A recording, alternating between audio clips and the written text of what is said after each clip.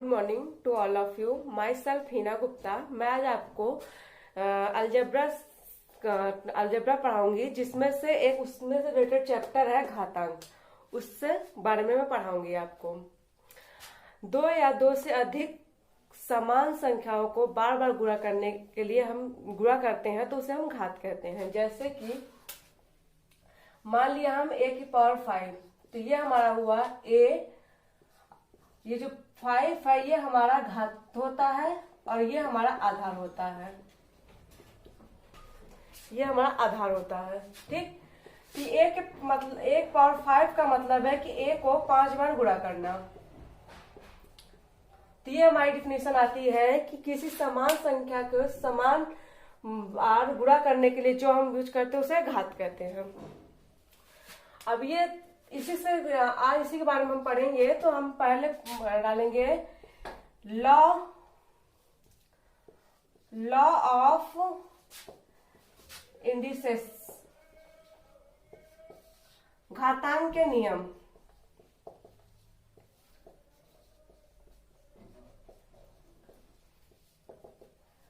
इससे रिलेटेड हम कुछ फॉर्मूलाज पढ़ेंगे जो हमारे न्यूमेरिकल में हमें यूज आएंगे।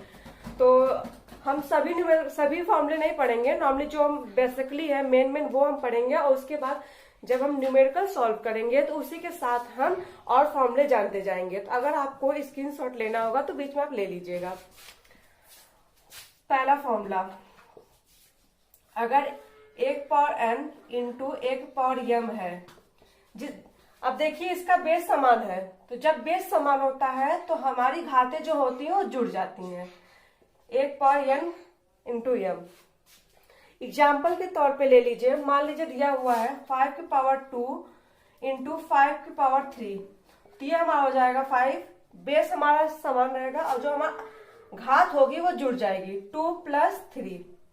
तो ये हमारा हो जाएगा 5 पावर 5, ठीक है।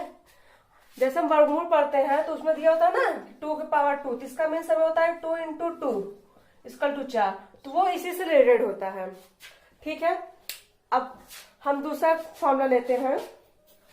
दूसरा फॉर्मूला, a के पावर m डिवाइड a के पावर m, इसका हो जाएगा n माइनस m।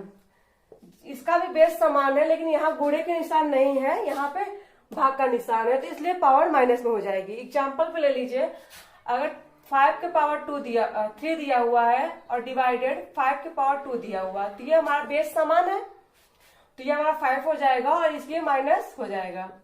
तो ये हमारा हो जाएगा 5 के पावर 1, ठीक है। अब आते हैं हम तीसरे फॉर्मूले पे। मान लीजिए अगर किसी भी संख्या के एक पावर 0 दिया हुआ है तो ये हमेशा 1 होता है, ठीक है। यहाँ हम a लिख रहे हैं या x लिखे या y लिखे, सबका मतलब है कि इसके जगह पे कोई भी नंबर हो सकता है। मान लीजिए a की जगह पे है, तो अगर 2 की पावर 0 दिया हुआ तब भी हम एक ही होगा हमारा आंसर, ठीक है। आते हैं चौथे फॉर्मूले पे।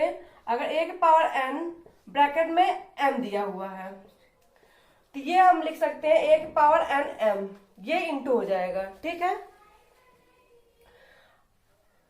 अगर यही इस तरह दिया होता 1 पावर n और m, तब हम इसका हो जाएगा 1 पावर n और m। इन दोनों में डिफरेंस क्या है? इसका जब हम किस संख्या का, अगर मान लीजिए 5 स्क्वायर 2 का स्क्वायर 3 है, तो ये हो जाएगा 5 2 इंटू 3, तो ये हो जाएगा 5 इंटू 6। लेकिन अगर इसका हम लेंगे 5 का स्क्वायर बाई 2 और 3, तो इसमें हमको हो जाएगा कि इसका क्यूब हमें करना पड़ेगा, तो ये हो जाएगा 8, ठीक है। समझ में आ रहा? नेक्स्ट आते हैं नेक्स्ट फॉर्मूले पे। मान लीजिए a के पावर b का पावर n, तो ये हो जाएगा a का पावर n b का पावर n। समझ में आ रहा है आप लोग को? इसके एग्जाम्पल में भी यही होगा कि कोई भी नंबर्स होगा, तो अगर एक दोनों में फॉर्मूला दिया हुआ, मान लीजिए 2/3 का दिया हुआ है n, मतलब मान लीजिए यहाँ पे दिया हुआ है 2, तो ये हो जाएगा 2 का पावर 2 और 3 का पावर 2, तो ये हो जाएगा 4/9, ठीक है। समझ में आ रहा है? चलिए अब आगे बढ़ते हैं। नेक्स्ट फॉर्मूला 9, जो भी नंबर रहा हो मुझे याद नहीं है, ध्यान दीजिएगा। मान लीजिए ए के पावर -x दिया हुआ है, तो ये आ जाएगा हमारा 1/x। ठीक है, ये किसी संख्या का 5 दिया हुआ है तो ये मान लीजिए कि उसके अपॉन में आ जाएगा a/5। ठीक है, इतना क्लियर हो गया। अब नॉर्मली ज्यादा क्वेश्चन मतलब फॉर्मूले हो ही गए हैं, तो अब हम जब क्वेश्चन सॉल्व करेंगे तो उसके आगे जो भी फॉर्मूले अगर 2-4 छूटे होंगे तो मैं उसको बताती जाऊंगी। ठीक है, चलिए फॉर्मूले सब हो गए हैं, आई होप आप लोगों ने नोट भी किया होगा। चलिए बात है क्वेश्चंस पे। चलिए पहले हम बेसिक से तैयार करते हैं। मान लीजिए फर्स्ट क्वेश्चन दिया हुआ है 5 की पावर -3। अब बताइए इसको कैसे सॉल्व करेंगे। चलिए सॉल्व करने की कोशिश कीजिए, आपको कुछ टाइम दिया जाता है तो आप लोग करते रहिए। देखिए आप अभी मैंने बताया था कि अगर x पावर -3 दिया हुआ तो इसके अपॉन में 3 चला जाएगा, मतलब x अपॉन ये हो जाएगा x की पावर 3। ठीक है, ये फॉर्मूला मैंने अभी बताया था। इसी से ये होगा, ये हो जाएगा 1/5 की पावर 3। अब पावर का मतलब तो पता होगा, आप लोग वर्गमूल और घनमूल तो पढ़े ही होंगे। और मैंने ये वाला फॉर्मूला भी बताया था कि a का क्यूब अगर दिया हुआ है तो इसका मीन्स ये 3 बार इंटू होगा। ये भी फॉर्मूला मैंने अभी बताया था। ठीक है, तो अब ये हो जाएगा 5 × 5 × 5। अब आप लोग को इसका क्यूब पता ही होगा, 5 का क्यूब 125। ठीक है, क्लियर। अब नेक्स्ट क्वेश्चन पे आते हैं।